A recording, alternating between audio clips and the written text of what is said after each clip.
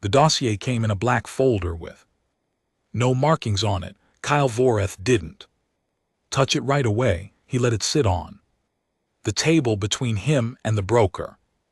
The way you let a hot coal sit before you decide what to burn with it. The table was made of something that used to have bones. Clear's throat. The broker had 3 sets of eyes and the kind of smile that lived permanently on his face whether he was happy or not. The room smelled like recycled ship air in something that had died in the vents long time ago and been left there as a warning. The broker waited. Cal looked at the folder. 3 years of waiting and planning and eating bad food on worse ships had worn him down to something lean and quiet and very still. He didn't look like a man about to make the most dangerous decision of his life. He looked like a man checking something off a list. He picked up the folder. Inside was a single printed page. Name, a posting, a photograph. Admiral Mara Solis, United Human Federation, 7th Fleet, currently stationed at the Crestville Corridor, commanding from the heavy carrier Perseverance. Photograph showed a woman in her late 40s, short gray black hair, brown skin lined around the eyes. She was looking slightly to the left of the camera, like something had caught her attention. Mid-shot, she looked like someone's aunt. She looked like someone who graded papers at a university. She looked like nothing that should have kept Kale Voreth awake at night for 3 years. She had kept him awake every single night. He put the photograph face down on the table when the broker spread his hands. In the gesture, that meant he was about to ask a polite question that wasn't polite at all. We have discussed the risk profile, the broker said. His translator Chip gave him a voice like wet gravel. A fleet admiral, active. Posting, full security detail. The Crestville Corridor is UHF territory. Deep coverage, no blind spots. We can confirm. He paused. There are other names, easier names. Kyle said, I know men who wronged you. She wronged me.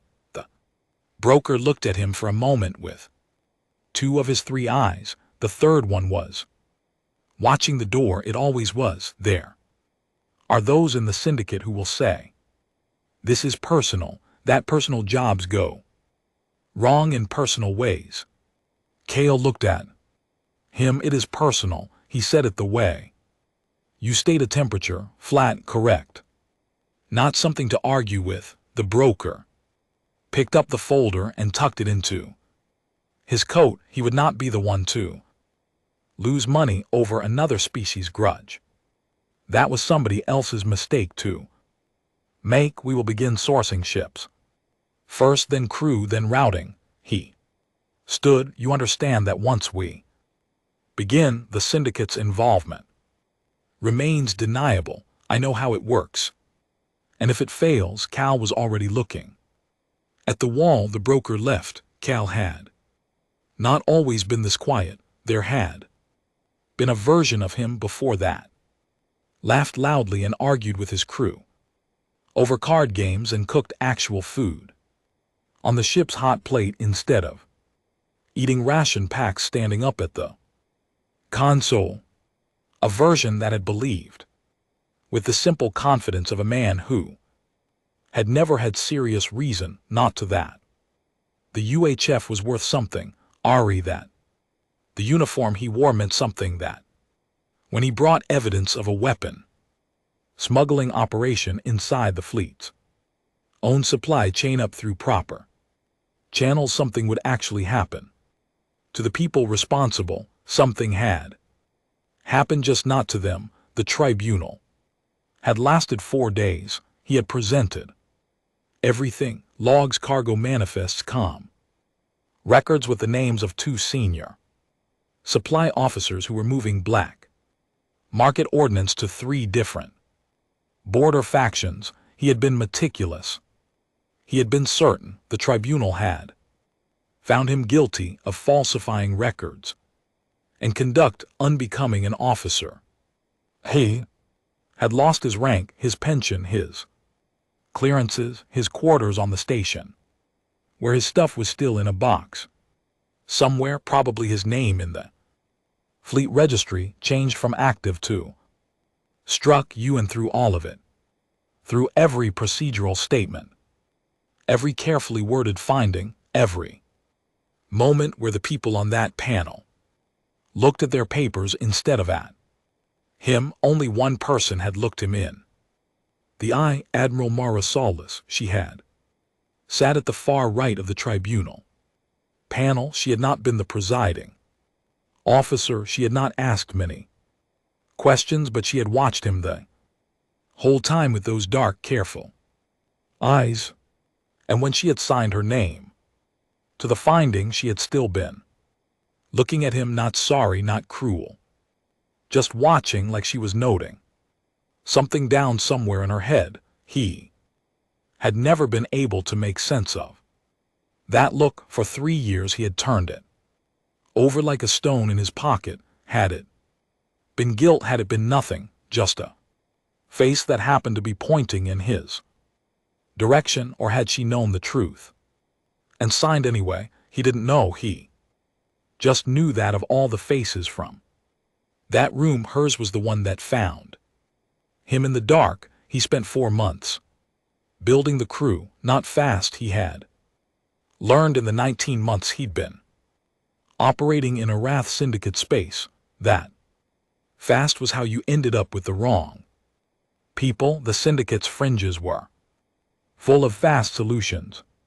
They had a way of bleeding you out slowly after they solved your problem. He went slow. He found a pilot named Dresden first. Dresden had 7 years of UHF fighter experience before a psych discharge that the official record called voluntary. Dresden called it something that started with the words they found out and then stopped talking. Murray, he was thin and precise and had the habit of calculating angles with his eyes even when there was nothing to calculate. He was the kind of pilot who didn't need to be told what to do in a crisis because he was already doing it. He found a weapons tech named Priya who had learned her trade in 3 different outer system conflicts and had opinions about targeting systems that she expressed the way other people expressed opinions about religion.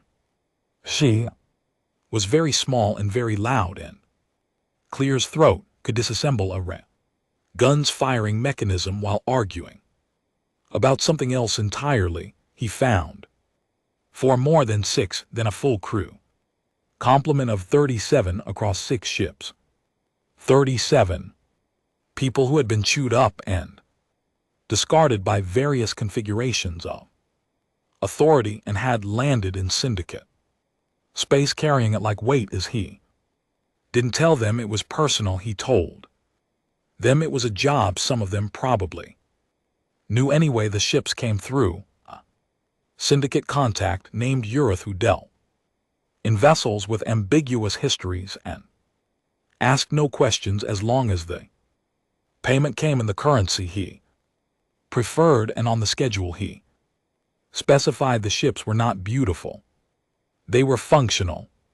They had the kind of scars on their hulls that came from having been somewhere bad and making it out anyway. Cal found that he trusted that in a ship. The plan itself took 2 months to build and 3 weeks to stress test and another 2 weeks of Kyle sitting alone with it at 3:00 in the morning, picking at every seam. The Crestfall corridor was a stretch of navigable space at the edge of UHF territory. Casella's convoy ran the same rotation every 8 weeks. Resupply run from the forward station to the main fleet anchorage, 12 ships down to 6 for the final leg. Once they dropped escort elements at the midpoint way station, the route passed through The debris field at Heian Drift, dense. Enough to hide in, open enough to move. Through, 6 ships against 3 clean. Angles, a jamming burst to cut there.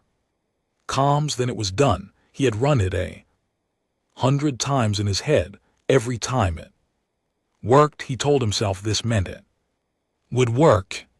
He didn't let himself ask why. It felt somewhere very deep in his chest, like he was walking towards something that had already decided what it wanted to be.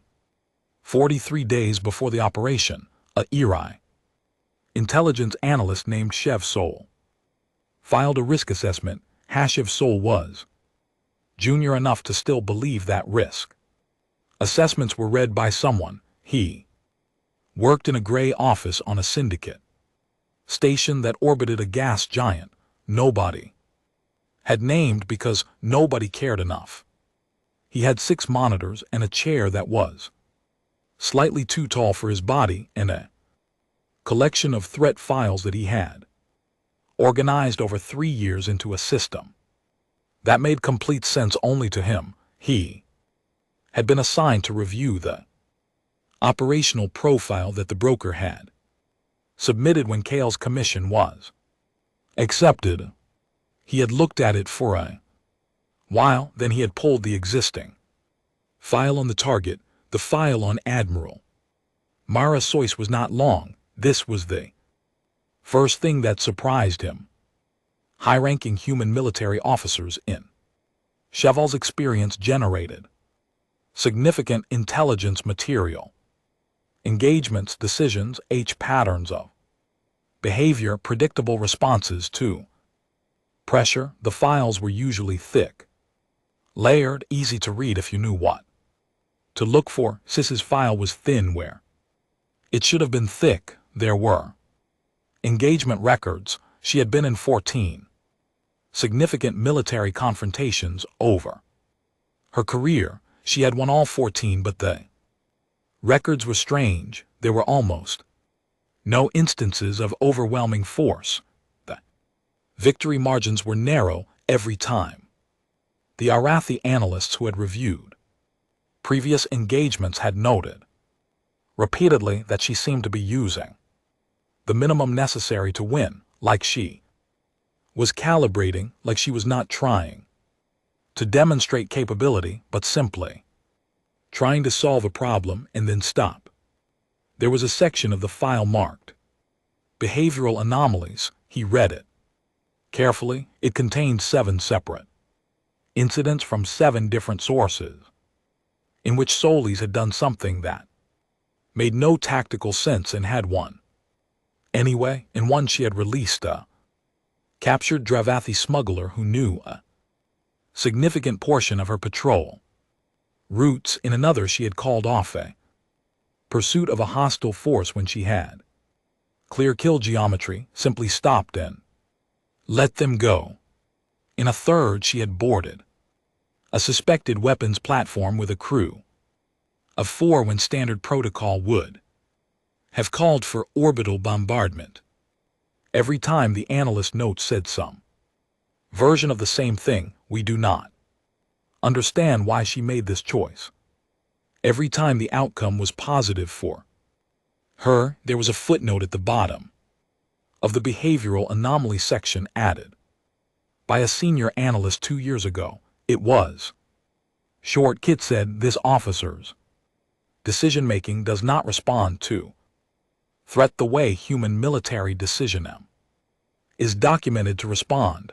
It responds to information. She appears to be solving a different problem than the one in front of her. Cheval sat with this for a while, then he went to the back of the file where the classification recommendations were stored. There were 31 annexes. He looked at the classification that had been assigned to Solis's file 2 years ago. It said in the formal Irathi designation, do not antagonize. Reason see Annexes 7 through 31. He pulled up Annex 7. It was 20 pages. He read all 20, then he pulled up Annex 8. He read until the end of his shift, then he kept reading. At the end of his shift and 40 minutes into the next one, he finished Annex 31 and sat back in his chair that was too tall for him and looked at his ceiling for a while. Then he typed up his risk assessment. He flagged the commission as high risk. He cited the anomalous behavioral profile. He cited the do not clears throat antagonize classification. He cited his reading of Annexes 7 through 31 and summarized their contents in 2 dense paragraphs that contain phrases like asymmetric threat, response in probable intelligence, penetration at significant depth, and target clears throat, may be aware of syndicate involvement in operations within her corridor. He submitted it. The risk assessment sat in a queue with 47 other risk assessments. It was not read. Nobody told Cale about the annexes. Nobody told him about the risk assessment either, and the broker who had taken his commission had passed it up the chain to a mid-level logistics coordinator who had assigned it to an operations planner who had routed the ship acquisition through Euroth and considered his involvement finished. Syndicate's fringes ran on compartmentalization. Information that didn't need to move between people didn't. The information about Solace's classification did not move. Kyle sat in the command chair of the lead ship. He had named her Nothing, which felt right, and watched the crew run drills for the 5th day in a row. Dress and ran approach vectors. Priya calibrated the jamming suite with the focused displeasure of someone who had been given tools she considered slightly beneath her. The 6 ships moved through empty space in the patterns Cale had designed, and they moved well in, and he watched them and let himself for a moment believe it. 3 years, 1 decision, 1 signature. He was going to look her in the eye the way she had looked at him. He was going to make sure she understood what she had taken from him, what he had lost, what the weight of those 3 years had actually been. He had not worked out precisely what happened after that, he told himself. This was because it didn't matter. Somewhere in the back of his mind, in the part that had kept him alive across 19 months in syndicate space, a voice said, "You should work out what happens." After he ignored it, the crew ran their drills. The ships moved in their patterns. The operation was 38 days away. Everything was going exactly as planned. On the day Kyle finalized his approach routing, a human mercenary named Ak sat in the briefing room of the lead ship with the other senior crew and listened to him lay it out. She was solid and quiet and missing 3 fingers on her left hand. She had lost them in a border skirmish on the outer reach 3 years ago and had replaced them with nothing because she had decided she didn't need them for the things she was good at. She listened to the full briefing, the approach, the jamming, the angles, the target convoy, the timing. She was quiet all the way through. Then Cale said the name Soys. Ak went still, not the quiet that was just her normal quiet, a different kind, the kind that lives in your body when your body has already made a decision and is waiting for the rest of you to catch up. She put her left hand flat on the table, the one with the missing fingers, till she looked at the palm of it for a moment. Then she stood up. She walked out of the room without her payment, without her gear allocation, without a word. The door closed behind her. Room was quiet. Priya looked at the door, looked at Kyle. Kyle looked at the door. "She'll be back," somebody said. Kyle said nothing. He filed it somewhere. in his head under a label that said cowardice, and he moved on to the next slide. He had a timeline to cover. He had 37 days. He had a name on a photograph face down on a table somewhere in his memory, and it was the only navigation point that mattered. He moved on. The Yathai did not scare easily. They had been moving through the galaxy for 400 years before humans had figured out how to leave their own solar system. They had survived 3 extinction-level wars, a plague that had taken 30% of their population in 8 years, and 2 separate periods of total governmental collapse that they referred to in their history records as the adjustments. They were not small, they were not soft, they had very long memories and very short tolerance for things that wasted their time, but they had a word that translated roughly as a thing that looks simple but costs you everything. They used it for Mari's Zalolis. The Arathi intelligence officer's name was Drevel, and he had been working the UHF border corridor files for 11 years. He had read a lot of files. He had developed over those 11 years a very precise sense for the difference between a human officer who was dangerous and a human officer who was merely powerful. Powerful was easy. Powerful meant resources, firepower instead of political backing. Powerful could be rooted around snorts you could plan for powerful because powerful showed up in clear and documentable ways. Dangerous was different. Dangerous was SI. He had pulled her full file the morning after the broker's commission came through his secondary review queue. Not because he was assigned to it, because someone in the operations division had sent him a message that said only Voreth job, check the target. No name attached. He didn't ask who it was from. People in his line of work learned quickly that the source of useful information mattered less than the information itself. He opened the file and started reading. The engagement records were the first thing that stopped him. 14 engagements, 14 wins.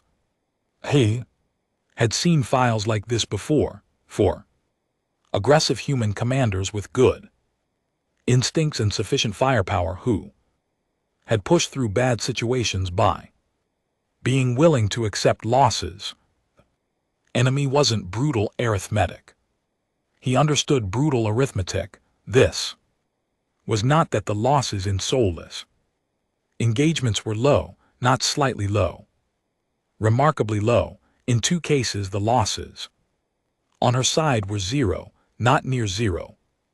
Absolute 0. She had gone into a combat situation with a hostile force of documented capability and come out with every ship and every person she had brought in. He had flagged this and kept reading. The behavioral section was where it stopped making sense. He read the incident reports for 2 hours. Age. One was documented by a different analyst from a different station across a span of 9 years. The conclusions were all different and the facts were all the same. Solace made choices that were not in the tactical manual, not aggressive choices, not reckless choices, choices that looked from the outside like mistakes, and then 3 weeks or 3 months later turned out to have been the only correct move. He read the footnote from the senior analyst again. She appears to be solving a different problem than the one in front of her. He added his own note to the file. This target is not assessed by standard threat matrix. Recommend full operational pause on any commission targeting this officer until a revised framework can be developed. He submitted the note to 3 separate supervisors. None of them responded. He sat at his desk for a while and looked at the wall. Then he went and got himself something to drink and came back and looked at the wall some more, and he did what people in his line of work eventually learned to do when nobody above them was listening. He noted it. He filed it. He let it go. He went home. He did not sleep well. The Dravathi merchant captain's name was Austin Ver, and he had been running cargo through the Crestfall corridor for 22 years. He was old enough to have done business with 4 different human administrations and smart enough to have understood fairly early that the administrations changed, but the cargo lanes didn't. You stayed in the lanes, and you paid your fees, and you kept your head level, and mostly the universe left you alone. Mostly he had been boarded 17 times in 22 years of merchant work. He had been boarded by Iraqi patrol vessels, by independent customs agents with questionable authority, aimed by 2 pirate operations that had not understood the nature of his security arrangements until it was too late, and by UHF Border Patrol 7 times. The UHF boardings were, in his experience, the most procedurally correct and the least informative. Human officers came aboard, checked manifests, scanned cargo, wrote their reports, and left.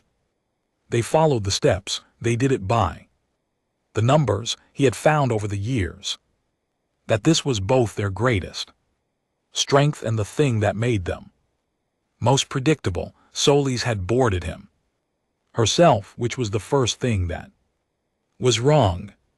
He had been running 6 crates of unregistered medical supplies.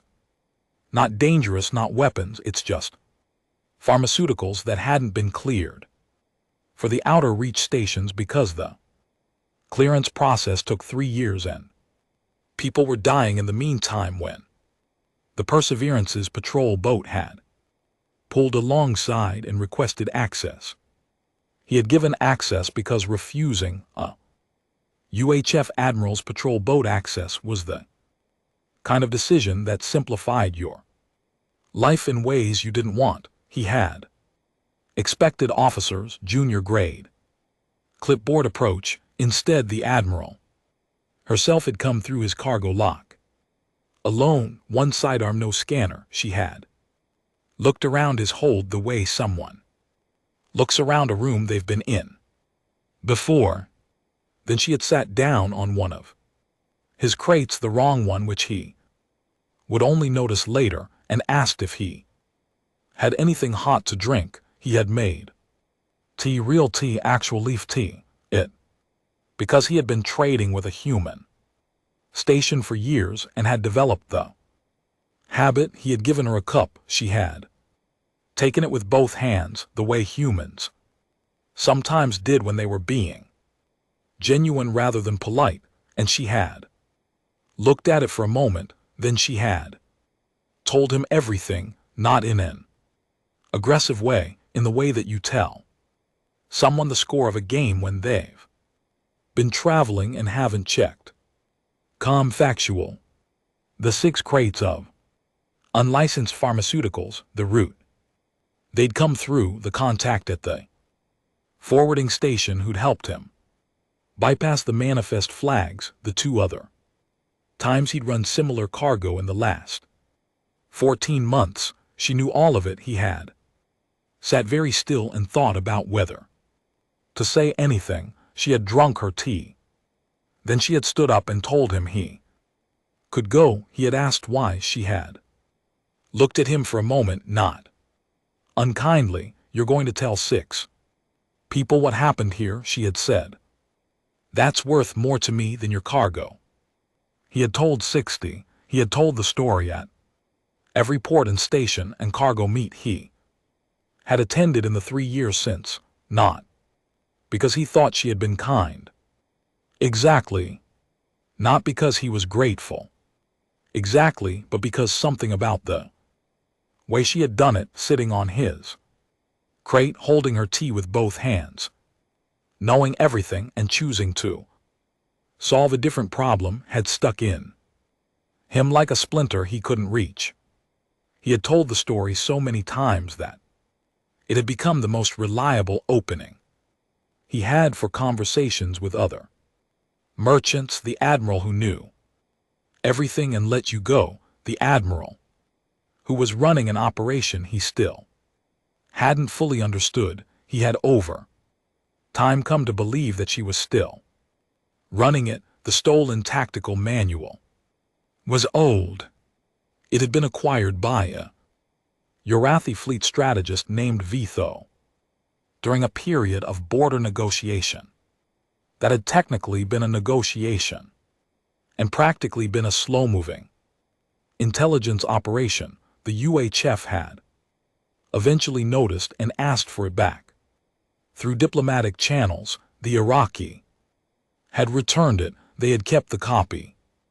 VTHSO had read it 3 times. She was the kind of strategist who believed that you understood your adversary best, not through their actions but through what they taught their people. Doctrines were blueprints. They told you how a force thought about war before the war started. Most of the manual confirmed what she already knew about human military doctrine: aggressive, adaptive, high-risk tolerance. The humans had a phrase they used, acceptable losses, that the Iraqi did not have a direct translation for because the Arathi did not structure their thinking about conflict around what they were willing to sacrifice. They structured it around what they were unwilling to surrender. The phrase had always told her something important about human commanders. Solis's chapter was different. It was titled Engagement Doctrine for Long Corridor Defense Operations, and it was dry and technical, and she had almost skimmed it, but a phrase in the second paragraph had stopped her. The phrase was: the goal of engagement is not to defeat the enemy's current position, but to make their next position unavailable. She had put the manual down. She had picked it up again. She had read the chapter 4 times. The doctrine was not about winning the fight in front of you. It was about collapsing the future space your adversary needed to operate in, not destroying ships, destroying options, not eliminating threats, eliminating the conditions under which threats could organize. It was VTHSO had written the margin in her own short hand, the most unsettling thing she had read in 11 years of strategic analysis, not because it was clever, but clever was common because it required a quality of patience that she had not previously associated with human military command. Honor the ability to let your enemy feel like they were winning, while you quietly removed every path forward they hadn't taken yet. She had scrolled in the margin: she doesn't fight you where you are. She fights you where you're going to be. She had filed the annotation in her personal notes. She had referenced it in the years since, more times than she had referenced almost anything else she had ever written. The briefing room on the lead ship smelled like recycled air and cold coffee. The remaining senior crew, 36 of them now with Aya's chair empty and nobody touching it, sat around the table while Kyle ran through the final approach timing. He was good at this. The briefing, the layout, the clean lines of a plan that had been thought through from every angle. He had spent months on this plan, and it showed. The crew asked good questions and he had good answers, and the room had the particular feeling of people who had convinced themselves that a hard thing was possible. That feeling was valuable. Kyle knew that you needed people to believe in the plan in order for the plan to work. Priya asked about the jamming window, he told her, dressing. Asked about the debris field density on the secondary approach vector, he told him. The other crew asked their questions and he answered them, and the briefing moved forward with the momentum of something that had been prepared for. Nobody said Aki's name, nobody looked at her empty chair, or they did, but only for a second, and then they looked away the way you look away from something your brain has noted but your mouth has decided not to mention. Kyle finished the briefing. Ms. High told them they were 37 days out. He told them to run the approach drills clean.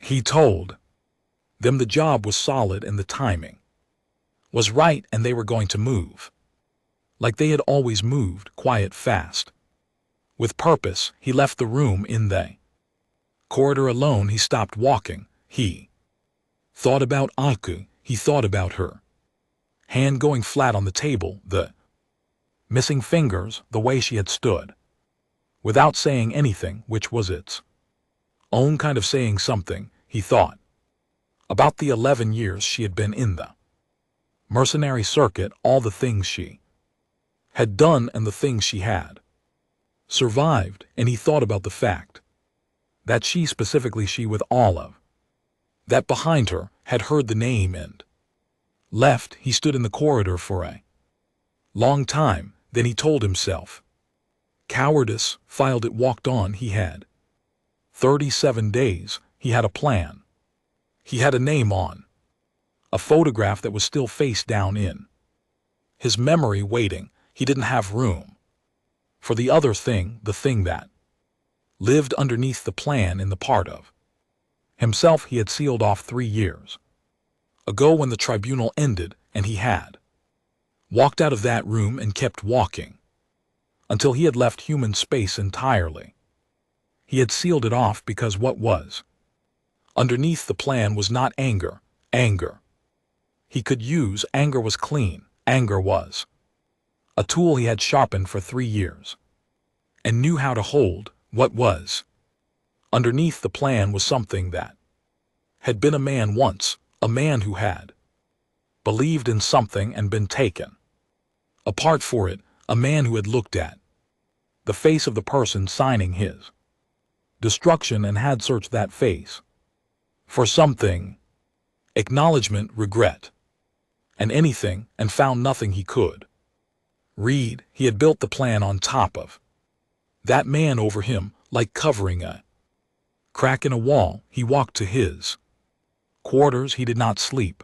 In the 37 days he was going to get his answer. He told himself that was the only thing left that mattered. He almost believed it. The debris field at Heian Drift was the kind of place that made ships nervous, not the crews, the ships themselves. The hulls groaned at the edges of it where the gravity pulled in 3 directions at once because 3 dead bodies orbited each other in a slow triangle that would never resolve. Old wreckage floated in the outer ring. Ships from a war that nobody currently alive had fought, broken open and spread across a 100,000 kilometers of dark. Some of the pieces were big enough to hide behind. Some of them were big enough to hide inside. Cale had spent 6 weeks studying every scan he could get his hands on. He had found his angles. In the second week, he had refined them for 4 more. The plan was this: the 6 ships would enter the debris field from 3 separate vectors. Time to arrive at their positions within 4 minutes of each other. The convoy, 3 frigates running the resupply leg between the forward station and the fleet anchorage, would come through the standard navigation corridor, the one place in the field clear enough for ships that size to move without risk. Cal's ships would be waiting on both sides of that corridor, already still, already cold, running minimal power to reduce their signature The convoy would sail in between them. Then the jamming burst, and then the 3 frigates would be cut off from everything. No comms to the fleet. Anchorage, no call for support, no ability to coordinate with each other. Faster than they could talk directly.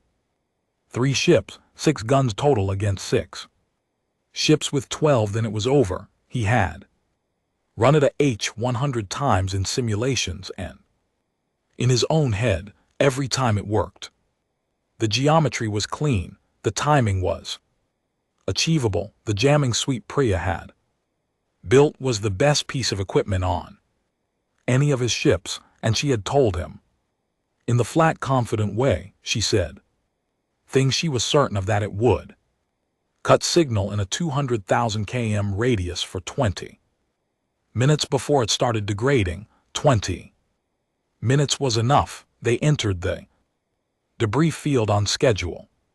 The 3 entry vectors ran clean. Dresden took the lead ship through a gap in the outer wreckage ring with the kind of quiet precision that made Kale remember why he had hired him. The ship moved like it had been through this corridor before, reading the gravitational pull and adjusting without being asked, slipping between 2 pieces of old hull that had been drifting toward each other for probably decades and would eventually touch in another century or so.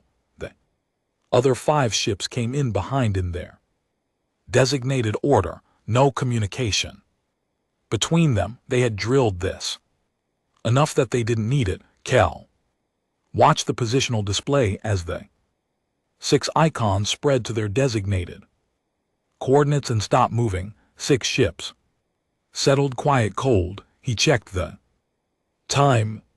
14 minutes until the convoy's expected entry at the navigation quarter. He looked at Priya. Once she was at her station with a focused stillness that meant she was paying attention to 17 things at once and didn't want to be interrupted. He didn't interrupt her. He looked at Dresden. Dresden was watching his approach angle display with a small forward lean he always had when he was in a tight space. Not tense, just present, reading the gravity. Cal looked at his own console. He thought about the photograph, face down, the careful eyes, the signature. He made himself breathe. 12 minutes. Then 10, then 7. The convoy entry was on time. Kyle watched the sensors as 3 UHF frigates moved into the navigation corridor in standard formation, 1.2 km between them exactly as the patrol pattern data said they would. Clean, predictable, everything where it was supposed to be. So he nodded to Priya. She hit the jamming burst. Snorts. The comms board went flat. No outgoing, no incoming, just the internal frequencies of his own 6 ships still live inside the jamming radius. Kyle opened the internal channel. All ships confirm ready. 5 confirmations came back in 4 seconds. He looked at the frig on his display. 3 ships, 6 guns sitting in his kill corridor. He said, move. The first thing that was wrong was the silence. He noticed it at the 3-minute mark when his ships had closed half the distance to the quarter. The 3 frigates had not moved. They had not broken formation. They had not attempted any of the evasive patterns that a convoy would typically attempt when it realized it was being approached from multiple vectors. They were just sitting there still, or like they were waiting. Cal told himself this was because the jamming had worked exactly as planned, and the frigates were still processing what was happening, confused, slow to react. This happened, he told himself. This. He kept watching. Priya, he said.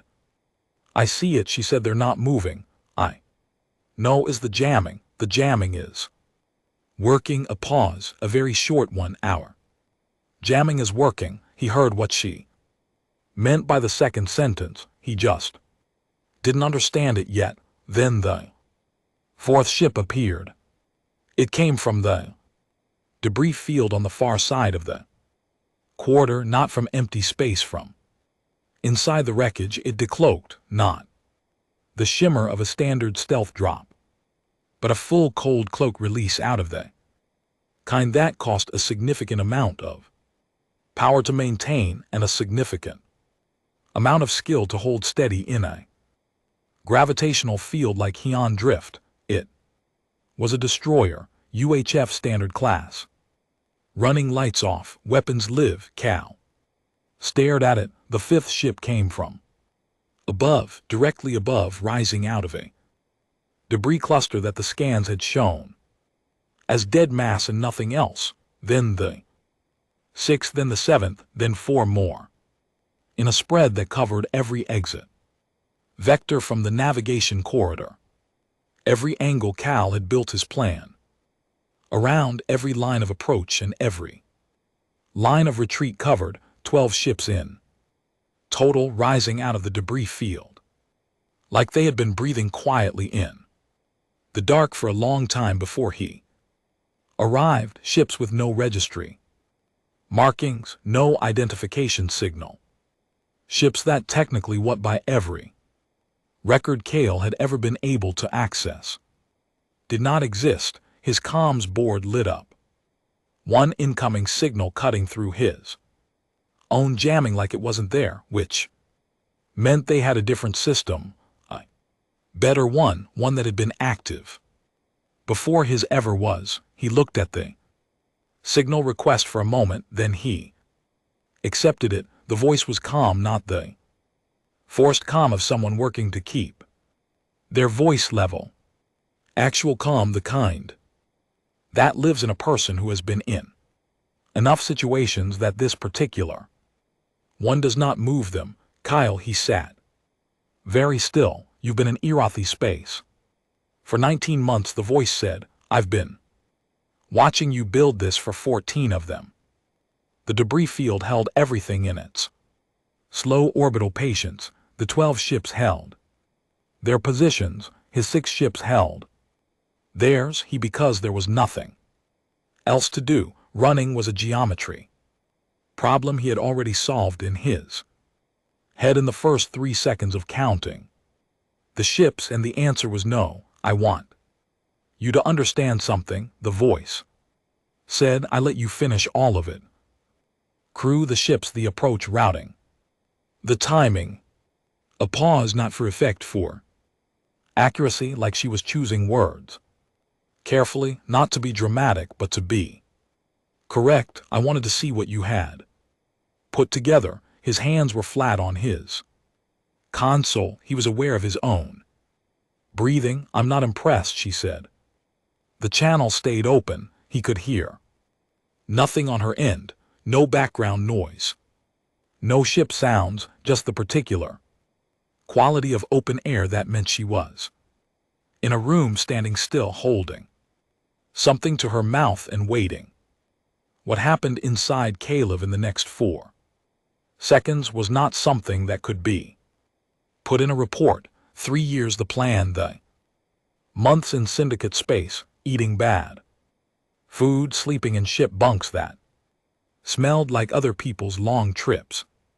The 37 people he had assembled, the 6 ships, the simulations, the approach vectors, the clean geometry, all of it sitting in a kill corridor that she had built, that she had let him build, and underneath all of it, underneath the plan, underneath the cold and the quiet and the careful years, the crack, the thing he had sealed over, the tribunal room in the 4 days, and the evidence he had laid out, and the finding that had come back anyway, the uniform, the name in the registry, her face watching him the whole time. Something broke open, not cleanly, in not the way glass breaks when you drop it, quick and complete, the way something structural fails.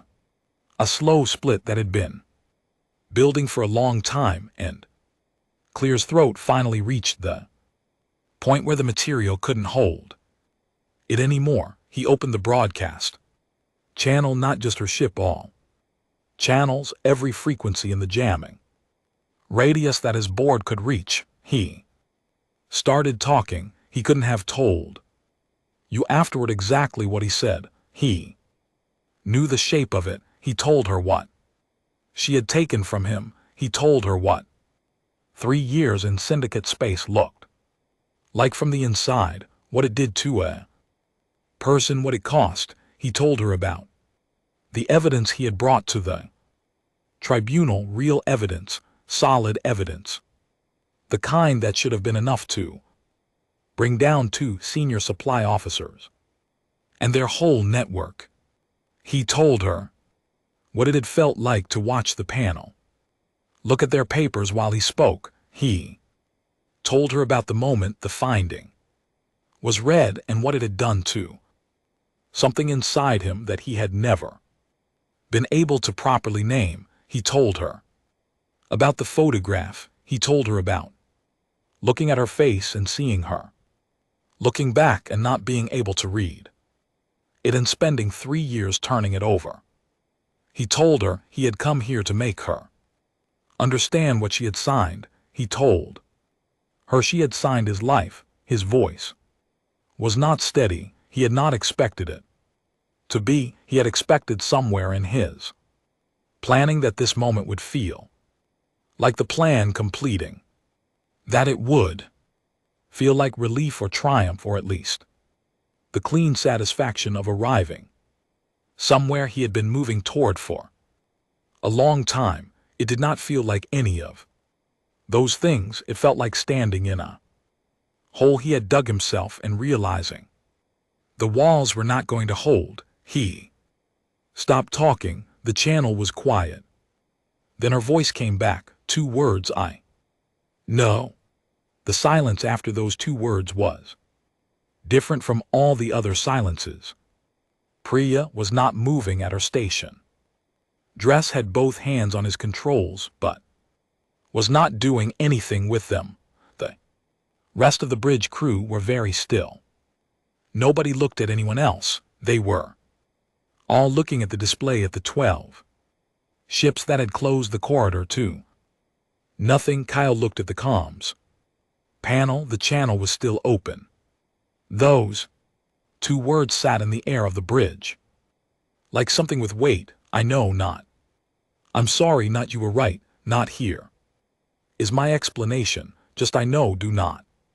2 words that landed differently depending on what she meant by them, and he could not tell sitting in the silence, in the kill corridor and the debris field, which meaning she was using. Had she known at the tribunal? Had she known later? Had she known for 3 years while he was eating bad food in syndicate space and she was running the Crestfall corridor with her no registry ships and her jamming system that cut through his like it wasn't there? He did not ask. He could not ask. Not here, not like this, because here was the thing about those 2 words. They did not make the hole smaller. They made the walls of it shake.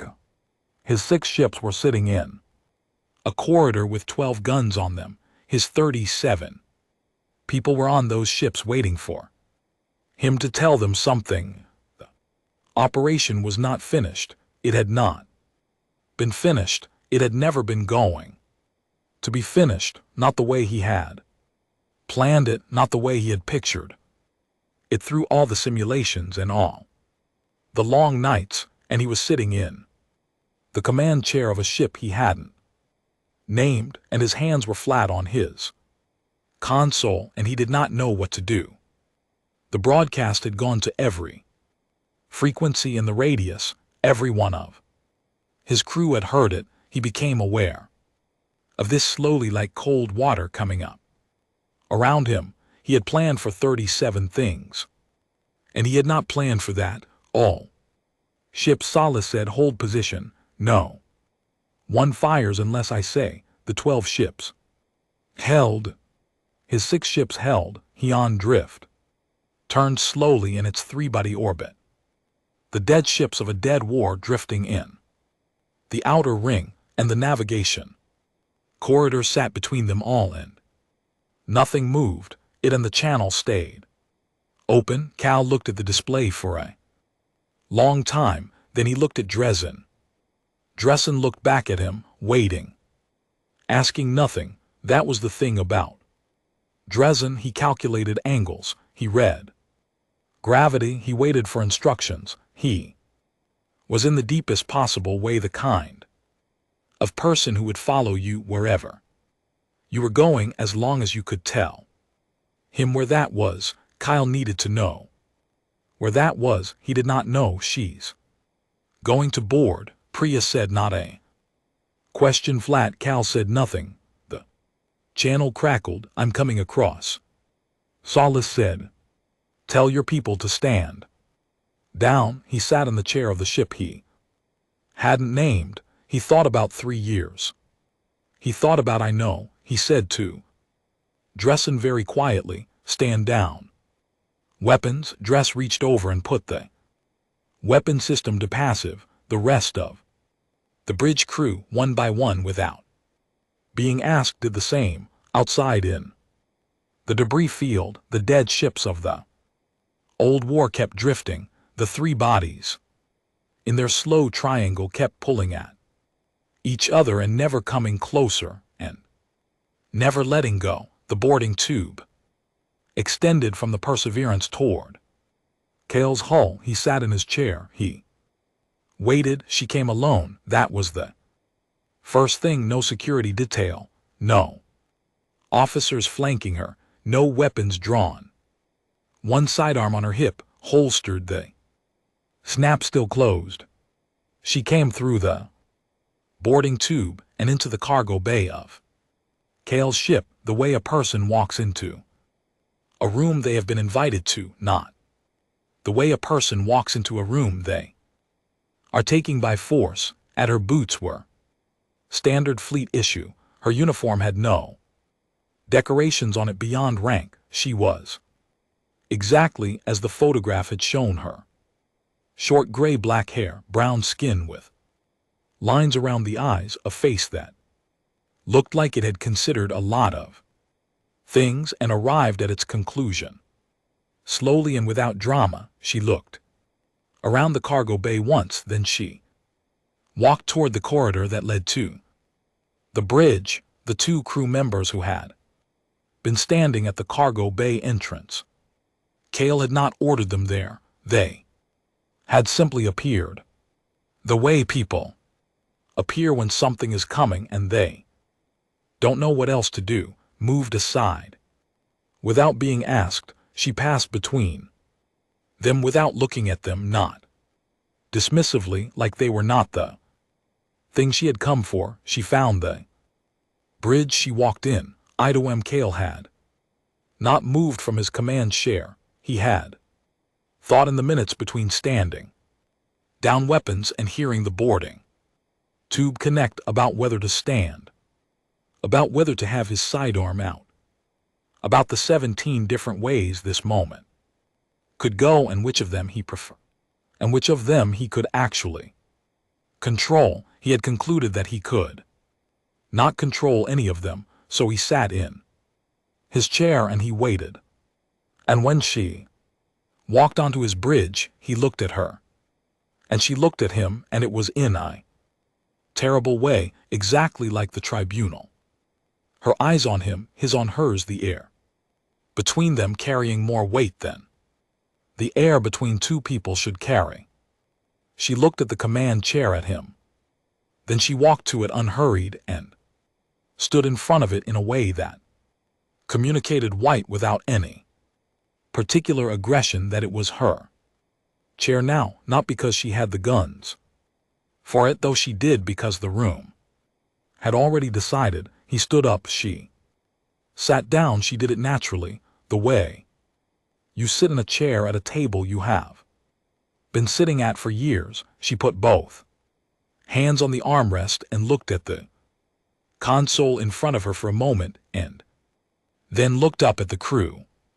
Can you Give us the room, she said. It was not a question. The crew looked at Kyle. He nodded once. They filed out. Priya laughed and she looked at Kyle on her way through the door with an expression that said several things at once, none clear's throat of which she was going to say out loud. The door closed. The bridge was quiet. Solace reached into the inner pocket of her uniform jacket and took out a data pad. She set it on the console between them.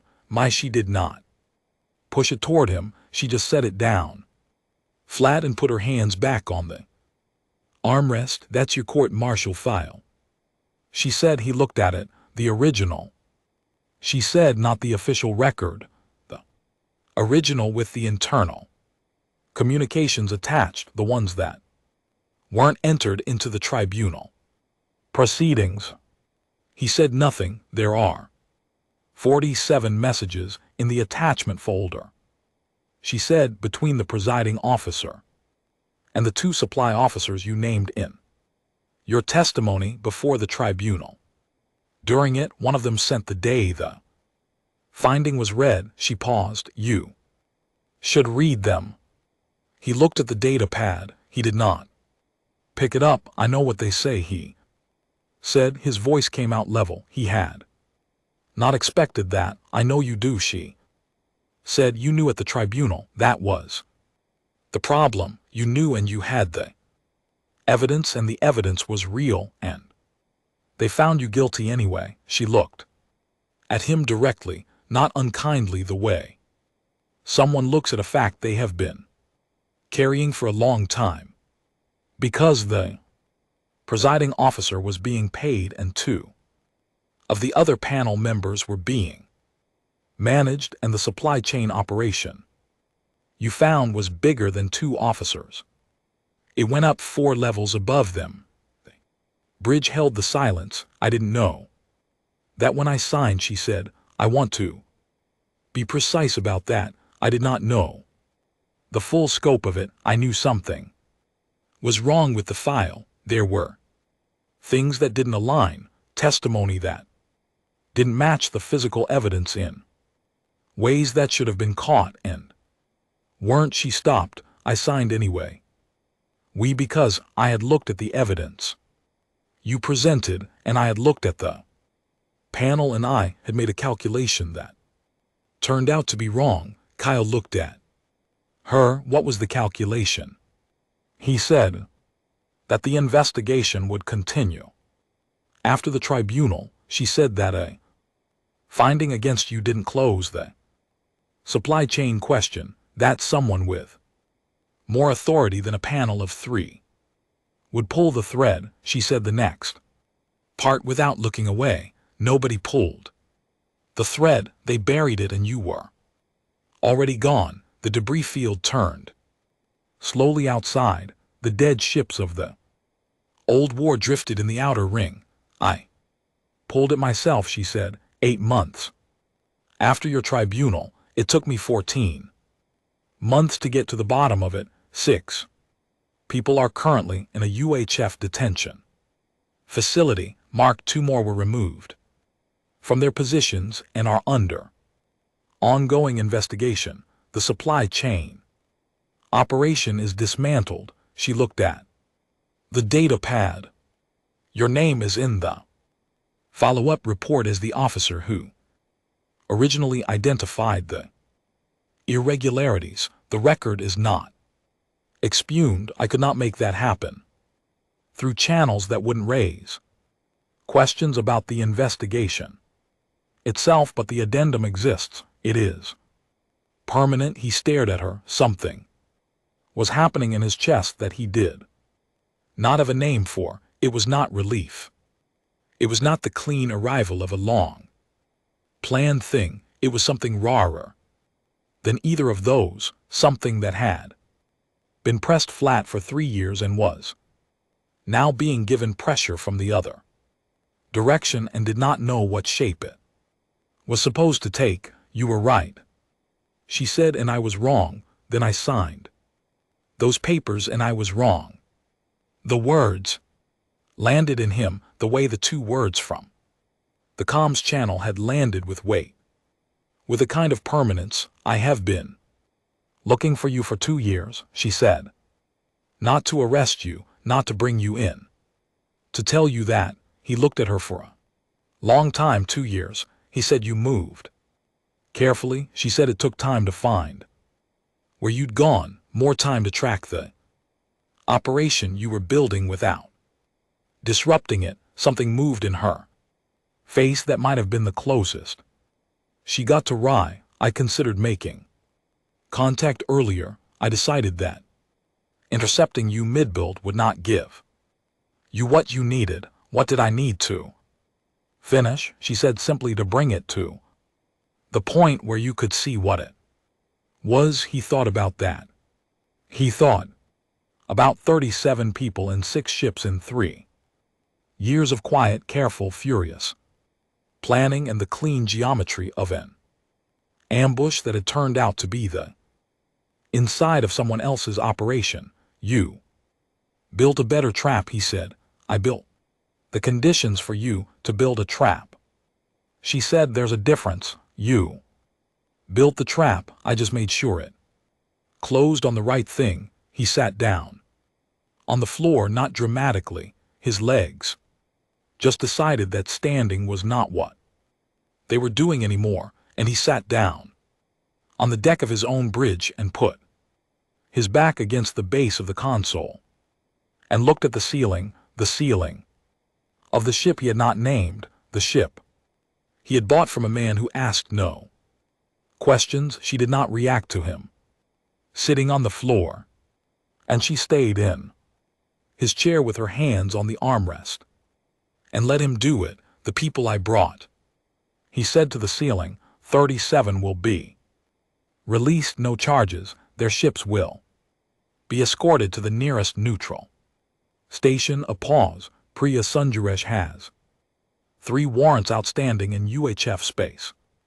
I will not be acting on them. He closed his eyes. Why? Because she came with you on a job that turned out to be about something that had nothing to do with her. So said. That doesn't seem fair to hold against her. He opened his eyes. He looked at the ceiling for another long moment. Then he looked at her. She was watching him with those dark, careful eyes, the ones that had watched him at the tribunal, the ones that had kept him awake for 3 years. He had spent 3 years trying to read them. He thought he was beginning to understand what they said. They said, I am paying attention, nothing more, nothing less. She was a person who paid attention to things in the way that certain rare people paid attention, completely without the need to do anything about it, immediately, in a way that stored itself and informed everything that came after. She had paid attention to him at the tribunal. She had paid attention to the wrong in the file. She had paid attention for 2 years to a man moving through syndicate space building toward her. She had paid attention, and she had let it cook until she understood what it needed from her. He hated her for it. He hated her the way you hate someone who turns out to have been doing the right thing badly, which is a different kind of hate than the kind you build a plan around. Why? It was not the clean, burning fuel of a 3-year grudge. And GT snorts. And GT. It was something murkier and harder to hold, and he did not know what to do with it. He said, it doesn't fix it. No, she said. The 3 years, what I lost, the people I became. He stopped. None of that goes back in the box. No, she said. Again, same word, same tone. Not apologetic, not defensive, just accurate, agreeing with something that was true. Then what is this? He said. What are you actually offering me? She was quiet for a moment. Nothing, she said. I'm not offering you anything. I came to tell you what happened because you deserve to know what happened. Snorts. What you do with it is yours. He looked at her. That's it, that's it. He sat on the floor of his bridge.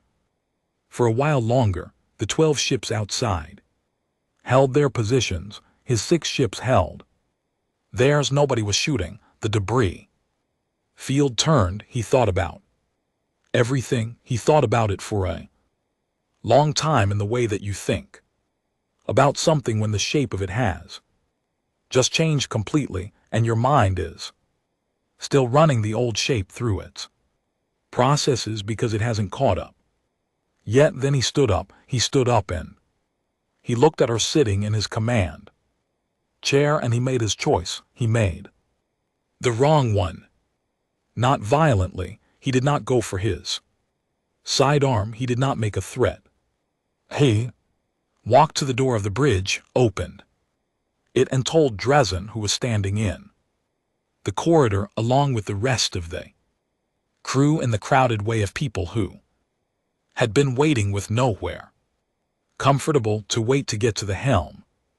Dress came in, looked at Solis, looked at Kale. Kale said, plot as a course out, fastest route to the Arothi border. Dress sat down at the helm. He started calculating. Solis had not moved from the command chair. She was watching Kale with those eyes that paid attention to things. She was not stopping him. She was just watching.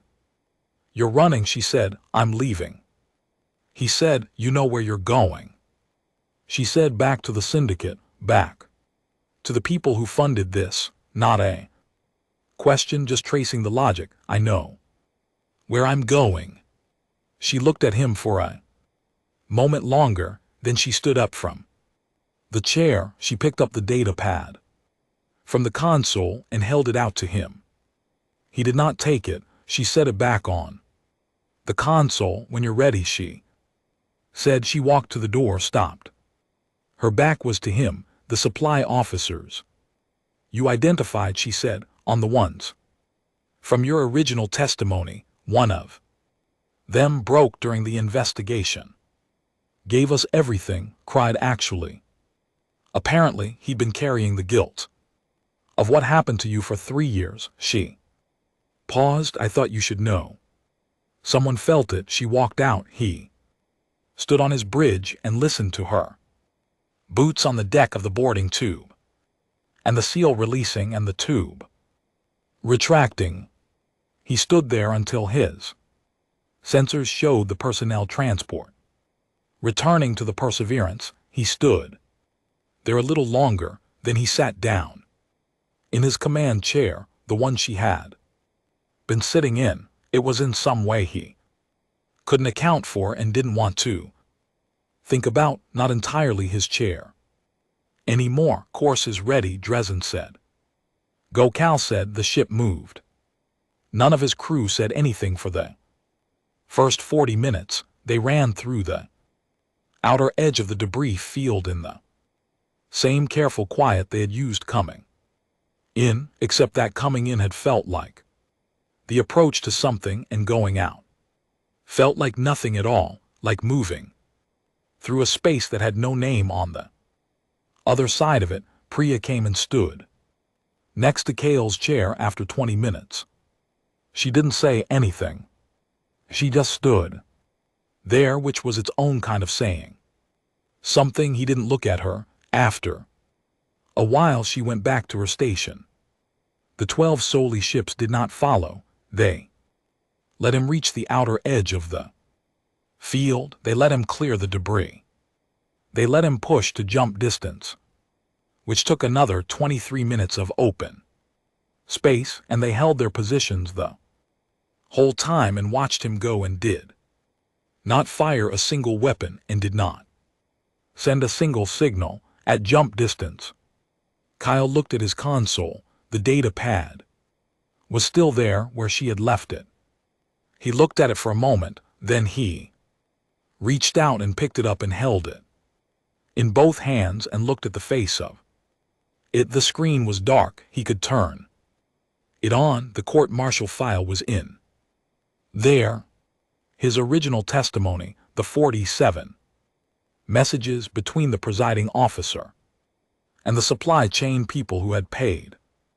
For his life, all of it waiting, he held it for a long time. He put it face down. On the console, jump, he said. The ship jumped the debris field at Halcyon. Drift held its 3 dead bodies in their slow triangle, the outer ring of old wreckage drifted. The navigation corridor sat empty and clean in the middle of it all, the way it had always been, the way it would keep being long after everyone who had ever had a reason to care about it was gone. The 12 ships stayed until they were certain he was across the border. Then they went back to work. The Iraqi High Commission met in a room with no windows. This was by design.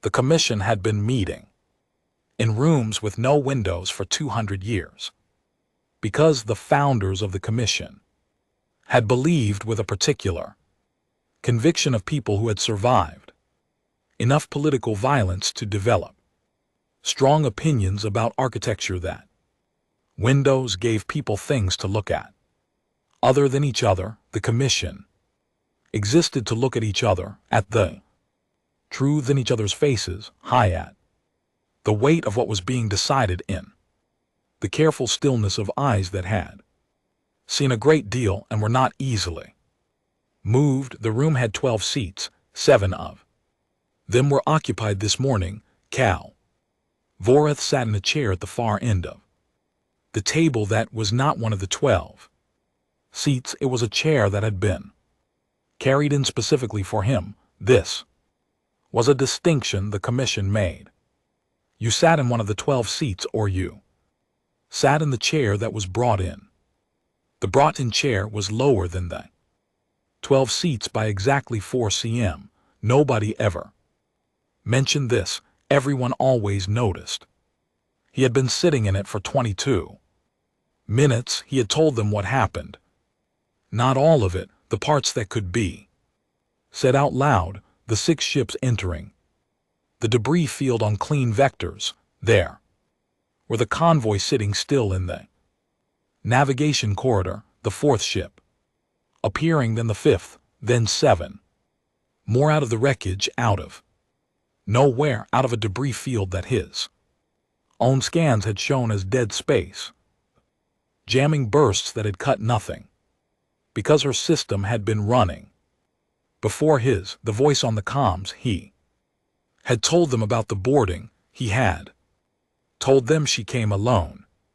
He had been watching their faces while he said that part. The 7 commissioners with their 3 sets of eyes each, and their long political memories and their very short tolerance for things that wasted their time. He had watched something move across those faces when he said she came alone, not surprised. Exactly the specific expression of people confirming something they had already suspected but had hoped was an exaggeration. When he had told them about the data pad, the court-martial file, the 47 messages he had told them he ran, he did not tell them about sitting on the floor of his own bridge. He did not tell them about the 2 words on the comms channel. He did not tell them about the chair. Some things were his, and he was keeping them.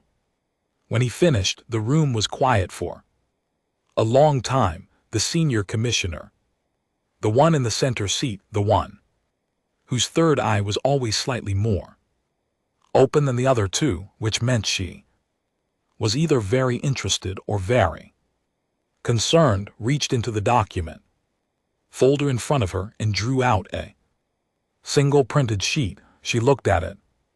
Then she looked at the commissioner to her left, then to her right, a slow look around the table, the way you look around a room when you are confirming that everyone present is going to agree on what happens next. She laid the sheet flat, the operational file on Admiral Solace, she said, is being reclassified. The analyst Cheval found out about the reclassification 3 days later. The way he found out about most things, through a secondary routing notification that nobody else would have read, and almost nobody else would have understood the significance of. He was in his office, with the chair that was too tall for him, and his 6 monitors and the 47 currently open threat assessment files that he kept organized in a system that made sense only to him. He read the notification twice, then he opened the Souls file, which he had been checking periodically for the past 4 months with the particular attention of a person who had submitted a risk assessment that nobody had read and had been waiting with resigned patience for the universe to make him right. The universe had made him right. He looked at the new classification stamp at the top of the file: prohibited target, unanimous commission decision, do not reassign, do not reconsider, do not engage under any operational circumstances. He sat in his too tall chair and read it 3 times. Then he went back to the beginning of his original risk assessment, the one he had submitted 4 months ago to 3 separate supervisors who had not responded. He read through it slowly.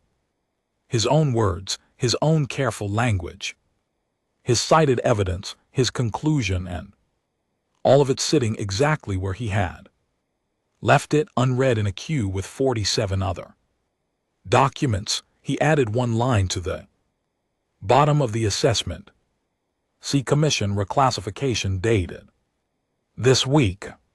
Recommend all future assignments involving UHF 7th Fleet Command be routed through senior strategic review before acceptance. He submitted it again. Then he did something he had never done before in 11 years of intelligence work. He walked to the office of his direct supervisor, knocked on the door, opened it without waiting for an answer, and placed a printed copy of his original assessment on the desk. His supervisor looked at it. Looked at him. I wrote that 4 months ago, Shevsel said about the Vorath Commission. His supervisor looked at the assessment back at him. Next time, Shevsel said, someone should read it.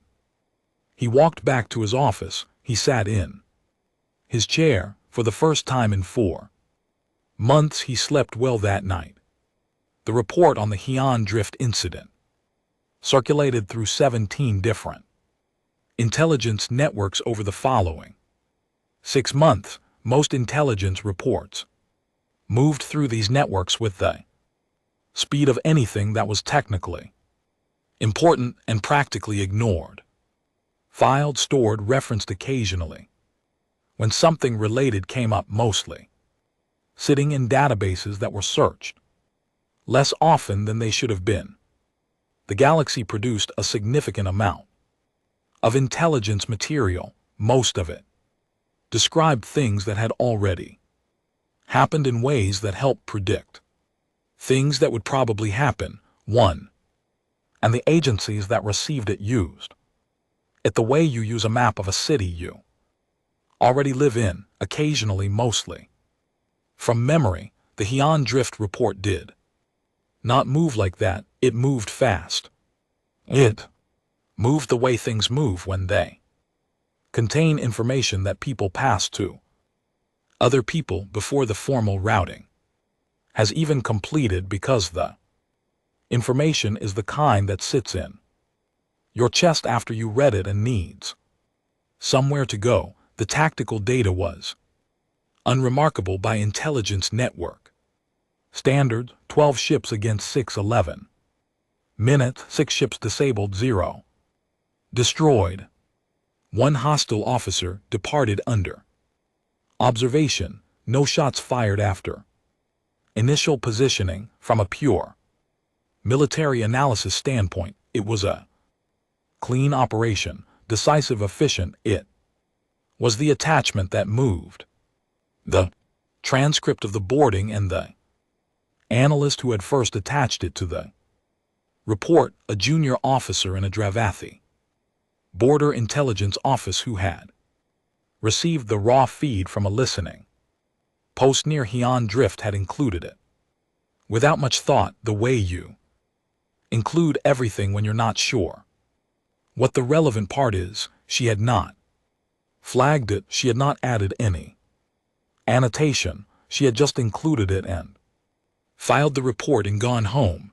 The transcript was read across 17 networks by people who then read it again. It was not long, it was not dramatic, most of it was two people talking in a room in the flat, precise way of people who are being careful with words. An admiral sitting in a command chair that was not hers, an officer sitting on the floor of his own bridge, a data pad on a console between them, and words that had been 3 years in arriving and arrived when they finally came without ceremony.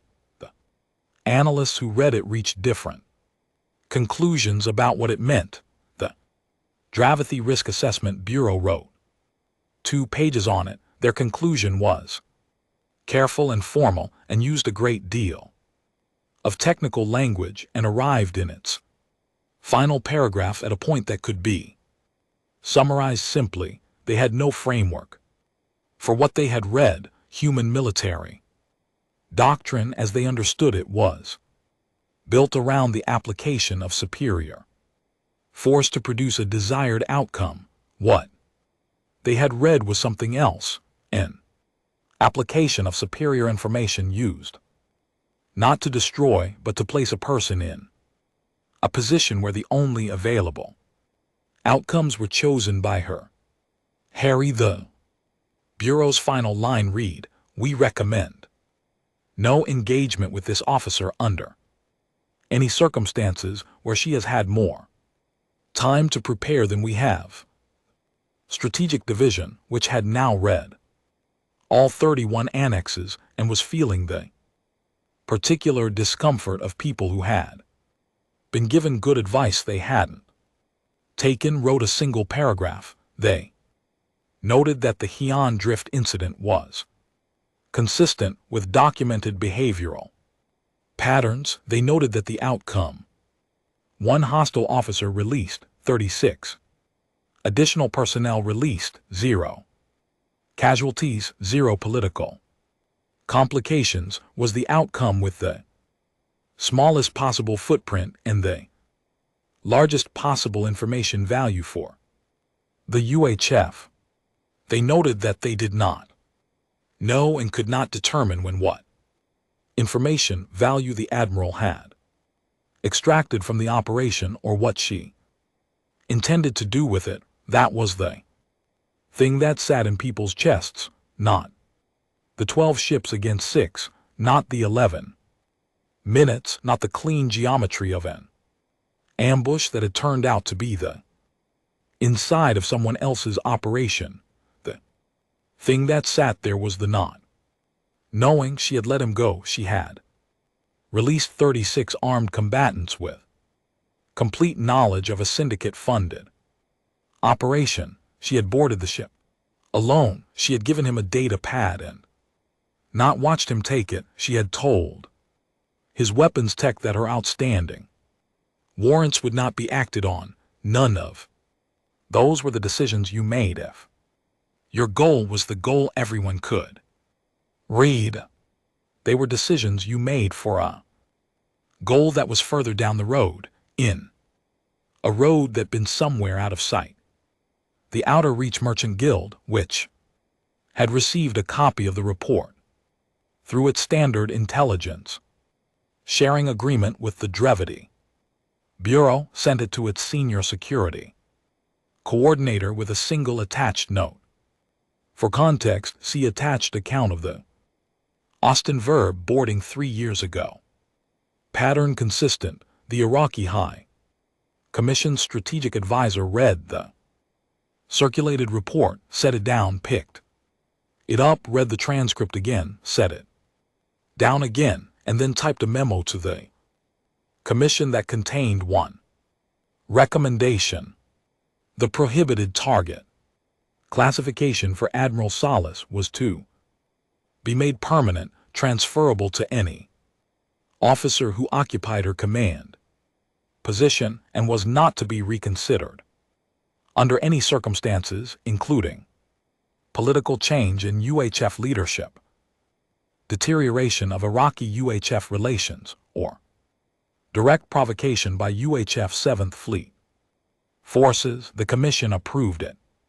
Without debate, Kelvoreth arrived back in Iraqi space on a Thursday. He did not know it was a Thursday. Ship time had a way of drifting from standard time after enough jumps, and he had not been keeping careful track. It felt like a Thursday in the way that the worst days of your life often do, unremarkably, without the drama they deserve, just another day with a number attached to it. He docked at a mid-tier syndicate station orbiting a gas giant that nobody had named, the same one he had staged out of 19 months ago when he had first arrived in syndicate space with nothing but the cold weight of a 3-year plan and a photograph he kept face down. He was summoned to the Commission building. Within 4 hours of docking, he had known he would be. He sat in the brought-in chair at the end of the table, and he told them what happened. He told them the parts that could be said out loud. He watched their faces while he talked, and he watched something move across those faces, and he understood while it moved exactly what it was. He was looking at the face of the thing Ak had known when she put her hand flat on the table and stood up and walked out of his briefing room without her payment or her gear or a single word of explanation. He was looking at people who had just finished adding up a number they did not like. The senior commissioner looked at the sheet in her document folder. She made the decision. She looked at Kyle. He looked back at her. He was very tired, putty not the tired that came from not sleeping, though he had not slept much. The tired that came from carrying something for a long time and setting it down and finding out that you did not feel lighter, that the weight had been doing something structural, that without it you were not sure what shape you were. He looked at the senior commissioner's face, and he understood what was coming. He had understood it if he was honest with himself before he jumped back across the border. He had understood it when he looked at the course Dresden had plotted and said go anyway. He had understood it in the same part of himself that had kept him alive for 19 months in syndicate space by knowing always what a situation was before the situation announced itself. He had come back anyway. He had come back because the only other option was to not come back, and not coming back meant sitting somewhere in the dark with the data pad face down on a console and 3 years of architecture built on top of a crack that had now been open to the air and was not going to close on its own. He had come back because he did not know where else to go. The commission adjourned. Kyle did not leave the building. The Perseverance came back to the Crestfall corridor 6 days after. House and drift. The corridor was the same. It was always the same. Clear's throat, long navigable stretch at the edge of UHF territory, deep coverage on both sides, no blind spots that anyone outside the 7th Fleet could confirm. Ships moving through it on schedules that were regular enough to be predictable and defended enough to make predictability a non-issue. Unsolaced stood at the viewport in her quarters and drank coffee and watched the corridor do nothing in particular. This was something she did most mornings when the ship was in a stable position, not for any operational reason.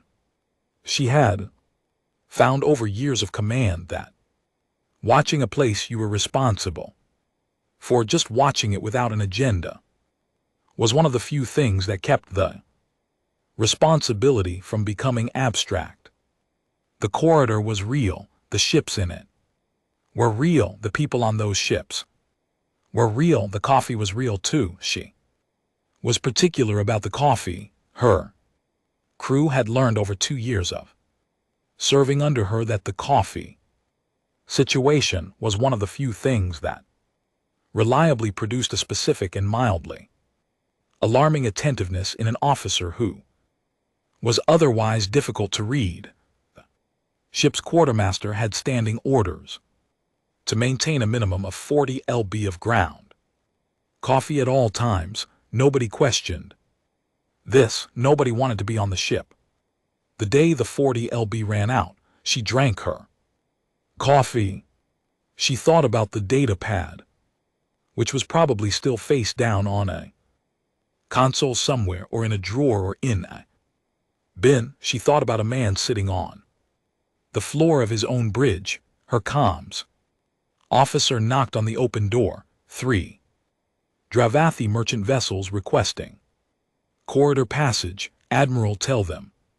Yes, she said. She paused. And start the kettle, she said. The comms officer noted this, which meant she was expecting company, so which meant one of the merchants would probably end up sitting across from her in the small meeting room off the quarter with a cup of tea and a slightly overwhelmed expression. The comms officer had seen this happen 4 times. Each time the merchant had left looking like someone who had been handed something they weren't sure what to do with.